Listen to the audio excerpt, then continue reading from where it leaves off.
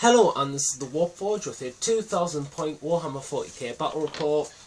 In this battle report, it is a primary detachment of Chaos Space Marines with a Chaos Demon Allies detachment versus a primary detachment of Tau Empire with an allied detachment of Dark Eldar. So my friend just bought a load of Dark Eldar minis because he wanted to start a second faction and he just wanted to play around a bit, see what felt good in a full force. So I wanted to make a themed list and see how that did, so we just both got cracking with lists and off we went. So this is just a highly fun battle report. I've made my themed list of Chaos very Khornate. It's a Khorne themed list with lots of Khorne everywhere. So without a doubt, here's my 2000 point battle, 2000 point list with the HQ and the Warlord, who is none other than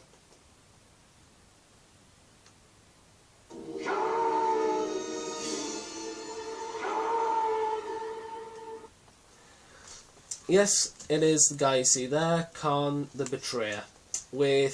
And in my troops choices, I only have 20 Berserkers in one full blob. I have 2 squads of 20 cultists, all with autoguns, apart from the champion who's only got a pistol, etc, etc. In my elite section, I have a Contempted Dreadnought with extra armour, inbuilt multigun, Mark of Khorne, or Dedication of Khorne, and a 20 glass cannon, and extra armour if I hadn't already said so. In my fast attack, I have a Helldrake with Baleflamer. And in my heavy support, I have 3 Obliterators with Mark of Nurgle, and 2 Mauler Fiends. In my allies choice, I have Skull Taker for HQ, and I have 1 squad of 20 Bloodletters of Khorne. So that was my Chaos themed Khorne list. And so off to the deployment and my opponent's army. Okay, so this is deployment with Chaos Marines with Chaos Demon Allies versus the Tau Empire and Dark Eldar Allies. So in my army, as I've said, here are the Khorne Berserkers with Khorne. Here's a Mauler Fiend with an arm. Here is 20 cultists, all with autoguns. Please mind the proxying here, they're just autoguns. Skull Taker and 20 Bloodletters over there, a Mauler Fiend, same 20 cultists with autoguns, and a champion with a shotgun for both units, Obliterators here, Contempted Dreadnought here, the Warden and the Helldrake in reserve. Onto my opponent's army list.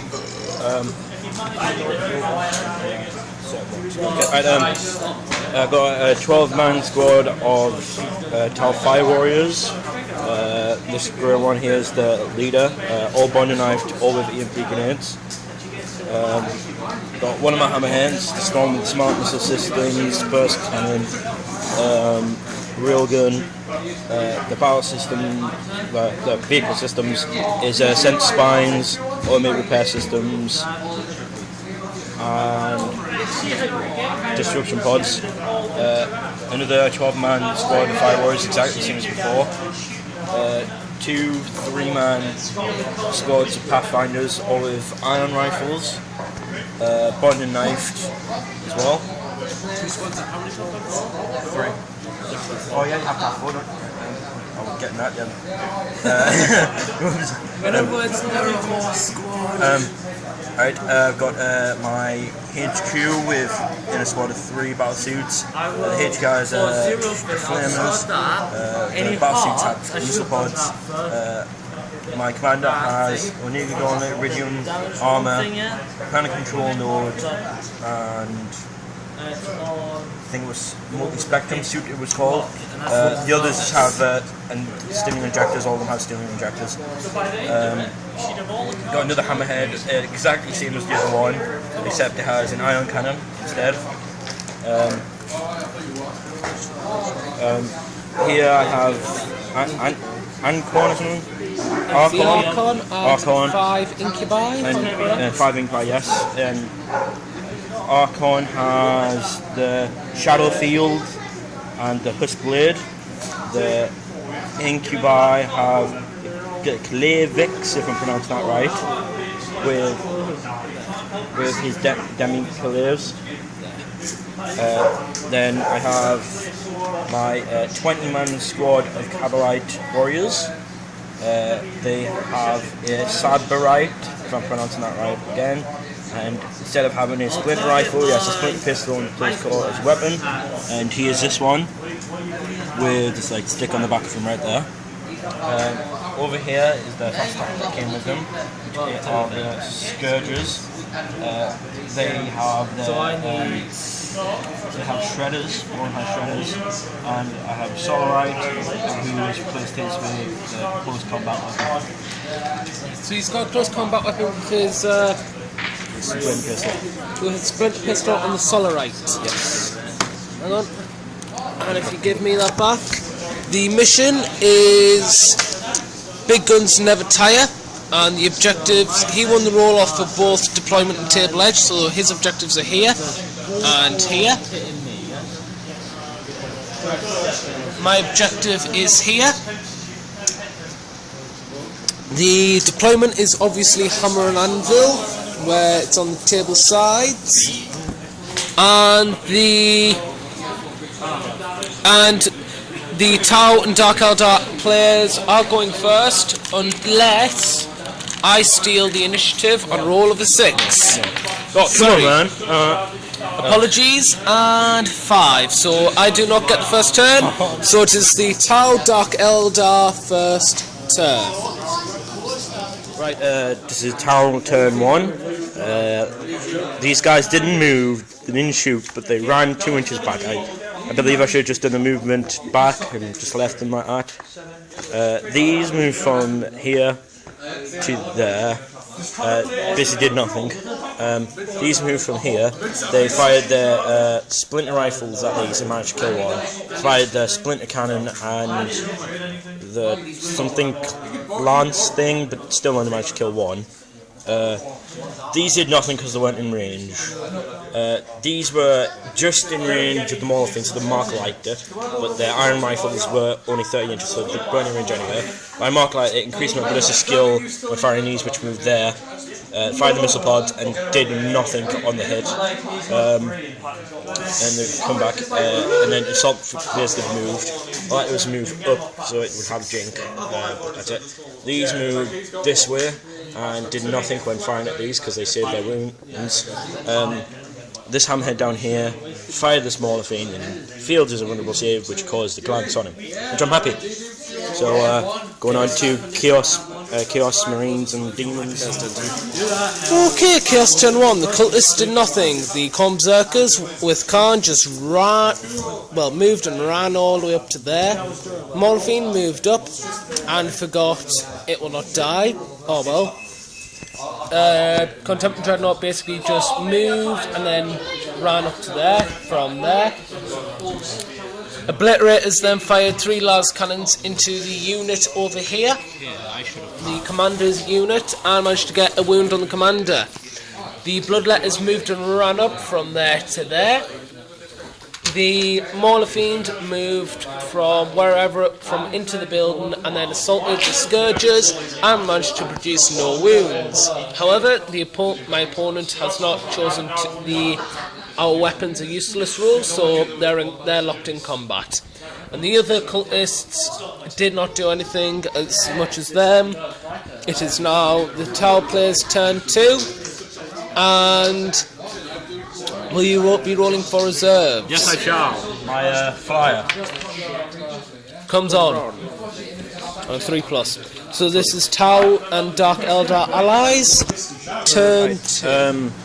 This group here moved up a bit and fired at the Khorne Berserkers and killed a few. One guy. Okay, and the Incubi moved up here and then charged into this group.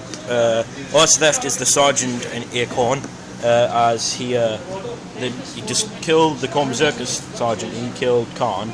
which got me first blood and Slay the Warlord. Then my Incubi killed how many? 5. So 5 Khorne Berserkers. Then Khorne Berserkers killed all the Incubi, apart from the Sergeant and Acorn, of course. This guy lost a glance, a whole point, thanks to my fire that came in. These really just moved and tried the Dark Lance at this guy, but didn't work. This got a 1 again on trying to hit the Mauler Fiend. These 2 squads of Pathfinders both fired at the Mauler Fiend, did nothing. These 2 just moved back. These stayed put, and them are still locked in combat. Turn 2 for Chaos, and he's going to roll his reserves. Turn what? 2 for Chaos. 3 plus. Hildred He's comes on. Okay, so Chaos turn 3. This combat turn 2. Sorry. Well, this combat ensured I killed all the Incubi. He killed a lot more Berserkers, but because they're fearless, they're still locked in combat, since he did more casualties. Cultists did nothing. Heldrake came forth, Bale flamed a few of these. Then 2 special weapons ones. 2 special weapons, and then the Mauler Fiend went into assault, and is locked in combat with them. Bloodletters, moved, then difficult terrain, 4 inches, and then ran 6 inches, making a 10-inch move into the building. He was locked in combat and killed 1 Scourge, and they passed their leadership test. The Obliterators did nothing, and the Cultists did nothing. So now it is on to Tau turn 3. Tau turn 3. These guys moved up here, scattered around a bit, around this objective. Acorn went to this, tried to do this combat again. He's down to 1 wound, but he only did 1 wound itself, so it's very not good there. Combat here, Morphine didn't do anything. Same with the same Morphine over there. My fly moved here and glanced at Heldrake with its iron rifles and missile pods. Sigma missiles didn't do anything. The Pathfinders, my Crisis Battlesuits and my Hammerhead all fired at the demons, and they did like a whole bunch of enemy kills over there. This fired at the Obliterators and got a 1 for the 3rd time in a row. Really happy with that. And yeah, so that's end of Tau turn 3, and it's going on to Chaos turn 3. Okay, so Chaos turn 3 in the final turn. These cultists moved and ran all up to the objective, securing that. The Obliterators stayed up there, fired at the Warlord, managed to take another wound on him. Those cultists did nothing. Nothing really fired at that. Contemptor fired at that and failed to glance it even. Morphine was useless because it didn't hit the squad. Same with this Morphine, didn't hit that squad. Khorne Berserkers finally killed the Archon and then ran all the way up to there. And, well, consolidated all the way up to there. At the end, the Contemptor hasn't done anything, and apart from that, the victory results are: in Big Guns Never Tire, the Tau opponent has 1 objective here, 2 objectives there. That's 6 victory points, plus Slay the Warlord, plus First Blood for Khorne. So that's 8 victory points versus 3 for that 1 objective. So at the end of the day, it was Tau versus Dark Eldar with victory. Good game. Good game.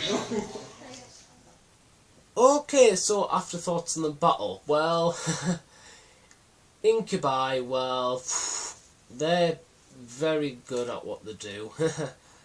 Very, very good. I mean, you know, 20 blood-wielding axe maniac murderers who want skulls in rivers of blood, and they just, like, swept them up. I'm surprised they actually killed the whole squad, so that was very surprising. I think the battle he won very good rolls at the start. He got first turn, and he got to choose which side of the board he deployed, and with a deployment such as that and a list such as mine, he did have a massive upper hand where everything was a gun line, so he did have massive advantages to hit on his side, I will say. But apart from that, I think units that performed well were, trying to think, Mauler Fiends, well, they just tied things up in combat and just like whiffed all the rules, so that was quite humorous to see. I'm not sure. Khorne did absolutely butt all. He did nothing. He just sat and was a sitting target for the Archon. Trying to think. Cultists held the objectives. I can't really say anything that really did much. Maybe the Helldrake, that did something. But apart from that, I enjoyed the game, and I hope my opponent enjoyed his game. I can't really say much more than he got the good rolls. Basically, he got the good rolls at the start. I can't really say much more than that. I think if I was to run a themed list again, I'd say I'd need 2 Helldrakes, unfortunately. But such is the way of 40k. Such is the nature of the beast, I suppose. So, apart from that, I think units to look out for is definitely the Archon unit. But I think with some Mark Slanesh close combat buddies there, I think that could deal very well with it. Or maybe like a squad of Chosen with like 4 plasma guns and a plasma pistol for the champion. That might actually be quite nice, but like I say, I'm going to use a variety of lists, but I haven't given up on this list. I think I'll fiddle around with it. Maybe make smaller squads of Berserkers, have more of them, just not in a big pile, because I was worried that could be blast template fodder, and for the points that blob was, I don't think I'll be using the blob like that anytime soon, unless I was mass producing them. So yeah, apart from that, I enjoyed the battle. I hope my opponent enjoyed the battle, and this was a 2,000 point battle report with Chaos, the 8-pointed star of Khorne, versus the Tau Empire and the Dark Eldar. So hope you enjoyed. This was 2,000 points battle report. If you liked it, give it a like and a subscribe and a share, or whatever you want. This is the Warpforge signing off. And remember, keep on forging.